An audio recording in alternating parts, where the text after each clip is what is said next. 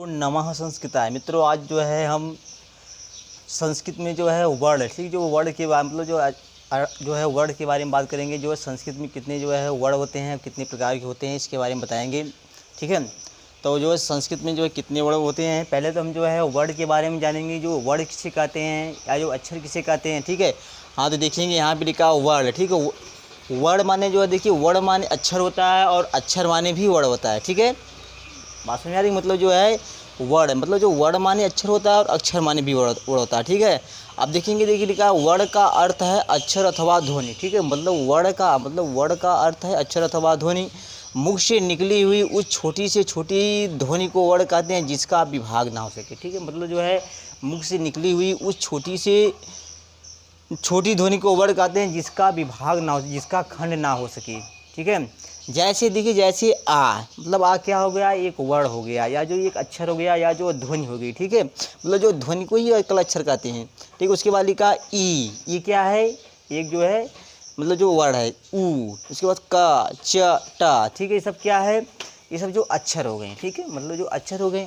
ठीक है, मतलब देखिए जो वर्ड को क्या कहते हैं, अक्षर कहते हैं। ठीक है, मतलब जो है इसका जो वर्ड की मतलब जो है क्या अर्थ होता है, मतलब वर्ड का अर्थ है अक्षर अथवा ध्वनि। ठीक है, मुख से निकली हुई उस छोटी से छोटी ध्वनि को वर्ड कहते हैं जिसका विभाग ना हो सके। ठीक है, जैसे आ ई उ क च ट। ठीक है, आप देखेंगे जो वर्ड के कितने भेद होते हैं, जो वर्ड के दो भेद होते हैं। ठीक है, कौन कौन से होते हैं, स्वर और व्यंजन। ठीक है, तो मतलब जो वर्ड की कितने भेद होते हैं, दो भेद होते हैं। ठीक है, स्वर और व्यंजन के भेद से। ठीक है, इसमें जो है स्वर किसे कहते हैं, ठीक है, यहाँ पे देखिए लिखा है स्वर। ठीक है, यहाँ पे देखिए व्यंजन। ठीक है, ये जो है वर्ड के जो है दो भेद हो गए। ठीक है, अब जो है स्वर किसे कहते हैं, जिन वर्णों के उच्चारण करने में अन्य वर्ड की सहायता ना ली जाए उन्हें स्वर कहते हैं। ठीक है, मतलब जो है जिन वर्णों के उच्चारण करने में अन्य वर्ड की सहायता ना ली जाए उन्हें स्वर कहते हैं। ठीक है, मतलब जो क्या है कि मतलब जो है जिन वर्णों की उच्चारण करने में दूसरे वर्ड की सहायता ना ली जाए या जो दूसरे अक्षर की सहायता ना ली जाए उसे जो है स्वर कहते हैं। क्या कहते हैं, स्वर कहते हैं। ठीक है, कहने का मतलब क्या है कि मतलब जो है जिस स्वर की उच्चारण करने में दूसरे स्वर की सहायता ना ली जाए उसे जो है स्वर कहते हैं। ठीक है, अब देखेंगे जो है यहाँ पे जो है स्वर जो है तीन प्रकार के होते हैं, हर्ष। ठीक है, हर्ष स्वर है, दीर्घ स्वर है, प्लुत स्वर है। ठीक है, स्वर जो है तीन प्रकार के होते हैं, हर्ष स्वर, दीर्घ स्वर, प्लुत स्वर। ठीक है, हाँ, देखिए जो है इसकी जो है अब जो हर्ष स्वर किसे कहते हैं। ठीक है, पहले देखिए हम जो जानेंगे जो है कि मात्रा। ठीक है, मात्रा किसे कहते हैं, किसी भी स्वर के उच्चारण करने में जितना समय लगता है उससे मात्रा कहा जाता है। ठीक है, अभी जो मात्रा किसे कहते हैं, किसी भी स्वर की उच्चारण करने में जितना समय लगता है उसे मात्रा कहा जाता है। ठीक है, अब देखेंगे जो है हर्ष स्वर। ठीक है, मतलब जो हर्ष स्वर किसे कहते हैं। ठीक है, मतलब जिस स्वर की उच्चारण में एक मात्रा का समय लगे उसे हर्ष स्वर कहते हैं। ठीक है, मतलब जो है हर्ष स्वर किसे कहते हैं, जिस स्वर की उच्चारण में एक मात्रा का समय लगे उसे हर्ष स्वर कहते हैं।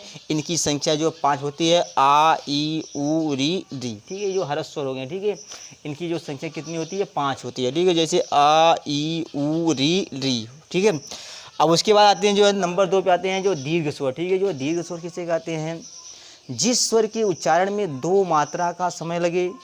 ठीक है, उसे दीर्घ स्वर कहते हैं। ठीक है, मतलब जो है जिस स्वर के उच्चारण में 2 मात्रा का समय लगे उसे दीर्घ स्वर कहते हैं। इसकी संख्या जो 8 होती है। जैसे देखिए आ।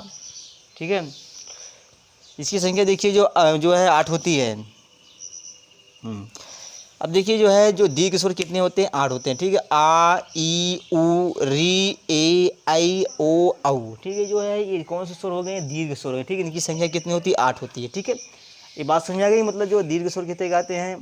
ठीक है, जिस स्वर के उच्चारण में 2 मात्रा का समय लगे उसे दीर्घ स्वर कहते हैं। जैसे, ठीक है, मतलब जैसे देखिए जो है आ ई उ री ए आई ओ औ, ये सब क्या है, ये सब जो है दीर्घ स्वर हो गए। ठीक है, इनकी संख्या कितनी होती है, 8 होती है। ठीक है, अब उसके बाद आते हैं जो है प्लुत स्वर। ठीक है, जो है प्लुत स्वर किसे कहते हैं। अब देखिए जो है जिस स्वर के उच्चारण में 3 मात्रा का समय लगे उसे उसे प्लुत स्वर कहते हैं। ठीक है, मतलब जिस स्वर के उच्चारण में 3 मात्रा का समय लगे। ठीक है, उसे जो है प्लुत स्वर कहते हैं। ठीक है, जैसे ओम। ठीक है, अब देखिए जो है पुलिस स्वर के बाद जो है मतलब जो पुलिस स्वर के बाद जो है 3 का अंक बना होता है, ठीक है, 3 का अंक बना होता है, ठीक है। इससे जो है ये जो पुलिस स्वर हो गया, ठीक है, और इस तरह जो ये जो स्वर हो गए, ठीक है ना। अब उसके बाद आते हैं जो है व्यंजन, ठीक है। जो व्यंजन किसे कहते हैं, जिन वर्णों के उच्चारण, ठीक है, जिन वर्णों के उच्चारण में स्वर की सहायता लेनी पड़े, ठीक है, जो लेनी पड़े उसे व्यंजन कहते हैं, ठीक है। अब देखिए मतलब जो व्यंजन किसे कहते हैं, जिन वर्णों के उच्चारण में, ठीक है, स्वर की मतलब जो स्वर की सहायता लेनी पड़े उसे व्यंजन कहते हैं, ठीक है। व्यंजन कितने प्रकार के होते हैं, 3 प्रकार के। कौन कौन से हैं, स्पर्श व्यंजन, अंतस्थ व्यंजन, ऊष्म व्यंजन, ठीक है। ये जो व्यंजन जो है 3 प्रकार के होते हैं, ठीक है। हाँ, तो उसके बाद देखिए जो स्पर्श व्यंजन किसे कहते हैं, ठीक है। जो स्पर्श व्यंजन की जो संख्या कितनी होती है, देखिए लिखा है जो स्पर्श व्यंजन मतलब जो स्पर्श व्यंजन वे हैं, ठीक है, जिन वर्णों के उच्चारण में मुख के विभिन्न, ठीक है, जो मुख के विभिन्न भागों का स्पर्श होता है, ठीक है, मतलब जो है स्पर्श व्यंजन वे हैं जिन वर्णों के उच्चारण में मुख के विभिन्न, ठीक, जो मुख के विभिन्न भागों का स्पर्श होता है, ठीक है। ये जो स्पर्श व्यंजन इनकी संख्या कितनी होती है, 25 होती है, ठीक है। हाँ, तो देखेंगे जो है इनकी संख्या कितनी होती है, 25 होती है। हाँ, देखेंगे जो है स्पर्श व्यंजन हो गया ना, जो स्पर्श, देखिए स्पर्श व्यंजन जो है इनकी संख्या जो 25 होती है, मतलब जो का वर्ग से लेकर जो पा वर्ग तक, ठीक है। का वर्ग का मतलब क्या होता है, का खा गा घा अंगा, ठीक है। चा वर्ग का मतलब क्या होता है, चा छा झा झा यहाँ, ठीक है। टा वर्ग का मतलब क्या होता है, टा ठा डा ढा डा, ठीक है। ता वर्ग का मतलब होता है ता था दा धा ना, ठीक है। पा वर्ग का मतलब होता है पा फा बा भा मा, ठीक है। इस तरह जो है ये जो स्पर्श व्यंजन, ठीक है, स्पर्श व्यंजन की जो संख्या कितनी होती है, 25 होती है, ठीक है। मतलब जो है का वर्ग से लेकर जो है पा वर्ग तक, ठीक है। अब उसके बाद आते हैं जो अंतस्थ व्यंजन। अंतस्थ व्यंजन किसे कहते हैं, ठीक है। तो देखेंगे जो है अंतस्थ व्यंजन किसे कहते हैं, देखिए जो है स्पर्श, ठीक, जो स्पर्श तथा जो है स्पर्श तथा उस व्यंजनों के मध्य स्थित व्यंजन, ठीक है, अंतस्थ व्यंजन कहलाते हैं, ठीक है। जो अंतस्थ व्यंजन किसे कहते हैं, स्पर्श, ठीक, स्पर्श तथा उस व्यंजनों, ठीक, तथा उस व्यंजन, ठीक, उस व्यंजनों के मध्य स्थित, ठीक है, व्यंजन को जो है अंतस्थ व्यंजन कहते हैं, ठीक है। इनकी संख्या जो 4 होती है, जैसे या वा र ला, ठीक है। ये कौन से व्यंजन हो गए, ये अंतस्थ हो गए, ठीक है। हाँ, देखिए इनकी संख्या कितनी होती है, 4 होती है, ठीक है। ये जो अंतस्थ व्यंजन हो गए। अब उसके बाद देखिए आता है जो है ऊष्म व्यंजन। ऊष्म व्यंजन किसे कहते हैं, ऊष्म व्यंजन वे हैं जिन वर्णों के उच्चारण में, ठीक है, जो रगड़ से ऊष्मा उत्पन्न होती है, ठीक है, वे जो है ऊष्म व्यंजन है, ठीक है। इनकी संख्या कितनी होती है, 4 होती है। जैसे देखिए सा हा, ठीक है, ये जो ऊष्म व्यंजन है इनकी जो इनकी संख्या जो कितनी होती है, 4 होती है, ठीक है। अब उसके बाद देखेंगे जो है मतलब जो है ऊष्म, हमने बताया जो ऊष्म व्यंजन जो किसे कहते हैं, ठीक है, जिन वर्णों के उच्चारण में वायु की, ठीक है, मतलब जो वायु की रगड़ से ऊष्मा उत्पन्न होती है, ठीक है, उन्हें जो है ऊष्म व्यंजन कहते हैं। इनकी जो संख्या जो 4 है, सा हा, ठीक है। इनकी जो संख्या कितनी होती है, 4 होती है, ठीक है ना। इस तरह जो ये जो विकल्प व्यंजन हो गए।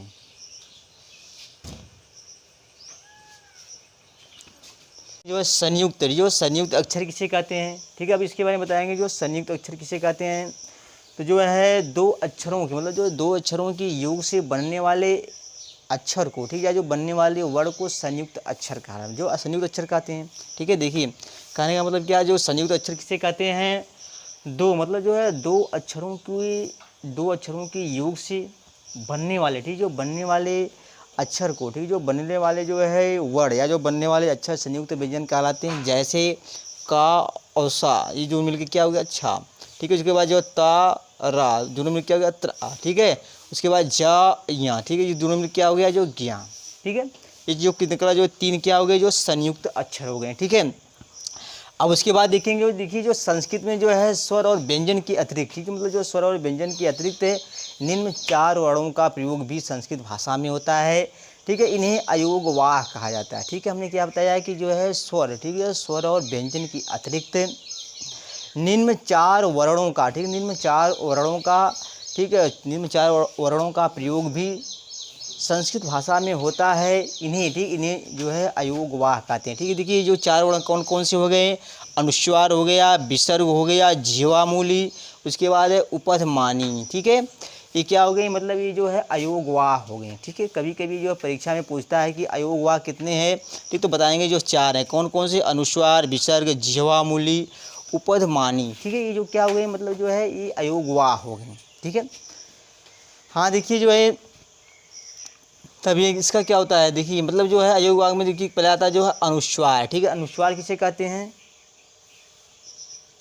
ठीक है। अनुस्वार किसे कहते हैं, देखिए लिखा है वर्ण मतलब जो वर्ण के ऊपर लगे बिंदुओं को अनुस्वार कहते हैं, ठीक है। मतलब जो बिंदु मतलब जो वर्ण के ऊपर लगे बिंदु को अनुस्वार कहते हैं, ठीक है। जैसे कम, रामम, ठीक है, सब क्या है ये जो अनुस्वार हो गया, ठीक है। अनुस्वार, ठीक, जो जो वर्ण के ऊपर जो बिंदु लगा होता है उसे अनुस्वार कहते हैं, ठीक है।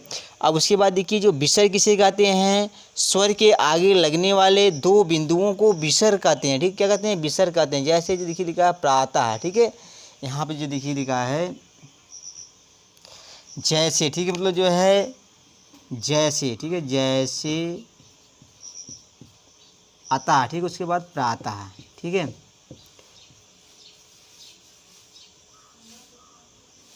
हाँ देखिए जो है क्या हो गया मतलब जो है विसर्ग किसे कहते हैं, स्वर के आगे लगने वाले दो बिंदुओं को विसर्ग कहते हैं, ठीक है। जैसे अतः प्रातः, ये क्या हो गया मतलब जो विसर्ग हो गया, ठीक है। अब उसके बाद नंबर 3 पे देखेंगे जो जिह्वा मूली, ये किसे कहते हैं, देखिए लिखा क खा, ठीक है। मतलब इसे इस प्रकार जो है इस प्रकार का और खा से पहले, ठीक है, आधे विसर्ग के समान ध्वनि को जिह्वा मूली कहते हैं। देखिए ये जो क्या है, ये देखिए जो आधा विसर्ग है, ठीक है। ये देखिए का के पहले जो आधा विसर्ग दिया है तो ठीक है, इसको जो समझ लीजिएगा जो या जो जिह्वा मूली जो है अक्षर है, ठीक है ना। उसके बाद देखिए खा क्या है, ये भी जो जिह्वा मूली है, ठीक है। देखिए जिह्वा मूली किसे कहते हैं, देखिए लिखा इस प्रकार का और खा मतलब का और खा से पहले, ठीक है, जो पहले आधी विसर्ग के, ठीक, आधी विसर्ग के समान ध्वनि को जिह्वा मूली, ठीक है, जो जिह्वा मूली कहते हैं, ठीक है। अब देखिए ये जो क्या है, ये जो है आधा विसर्ग, ठीक है। यहाँ देखिए का और खा के पहले जो आधा विसर्ग आया है, ठीक है, ये भी जो खा के पहले आधा विसर्ग आया, ठीक है। ये जो है मतलब यह क्या हो गया, या जो जिह्वा मूली हो गया, ठीक है। मतलब ये क्या हो गया, जिह्वा मूली, ठीक है। अब देखिए जैसे मान लीजिए कि अगर परीक्षा में जो इस तरह का आता है, जैसे मतलब जो का के पहले जो आधा विसर्ग लगा हुआ हो, ठीक है, खा के पहले जो आधा विसर्ग लगा हुआ है, ये मतलब अगर पूछता है कौन सा वर्ण है, मतलब कौन सा अक्षर है, तो जिह्वा मूली अक्षर, ठीक है।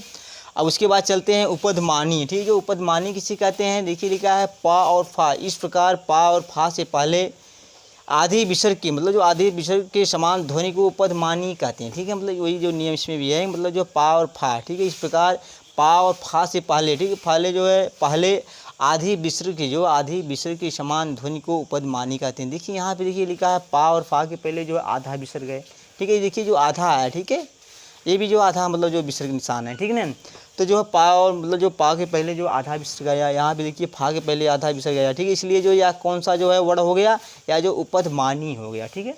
अगर मान लीजिए जो कभी कभी जो परीक्षा में पूछता है, मतलब जो मान लीजिए इस तरह जो दे दिया और जो पूछ दिया कि ये जो कौन सा वर्ण है, तो कौन सा वर्ण है, तो उपधमानी वर्ण कहेंगे, ठीक है ना। चलिए इस तरह जो है ये जो है अयोगवाह हो गए, ठीक है। इनकी संख्या कितनी होती है, 4 होती है, अनुस्वार, विसर्ग, जिह्वा मूली, उपधमानी, ठीक है। इस तरह जो है कुल मिला के जो है संस्कृत में जो है 50 अक्षर होते हैं, ठीक है।